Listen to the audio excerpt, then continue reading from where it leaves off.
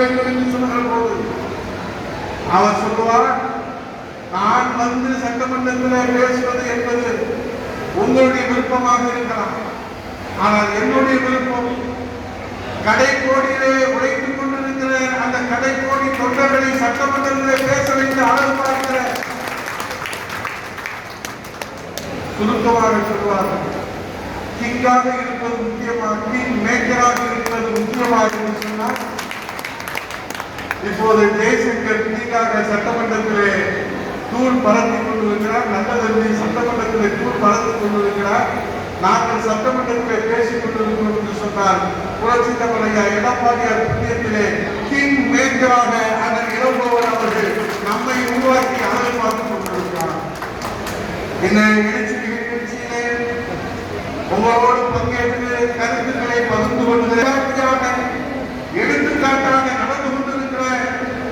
இந்த செயல் வீரர்கள் கிளைக்கழக செயலாளருடைய ஆலோசனை கூட்டத்திலே பங்கு பெறுகிற ஒரு நல்ல வாய்ப்பினை, அரிய வாய்ப்பினை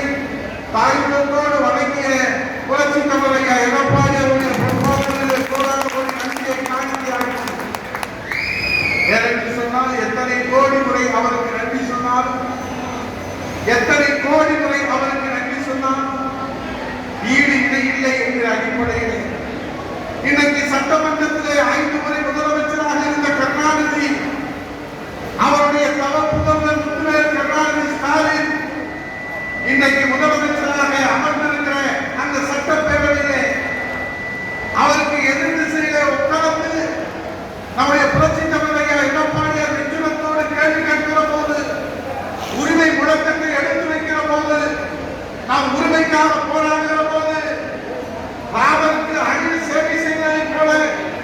அந்த ராமர் பட்டாபிஷேக ராமர் புரட்சி தலைவர் எடப்பாடி அருகிலே இருந்து அந்த முத்துவேல் கருணாநிதி ஸ்டாலினிடத்திலே கேள்வி கேட்கிற தகுதியை, வாய்ப்பை போஸ் என்கிற ஒரு கிளை செயலாளர் மகனான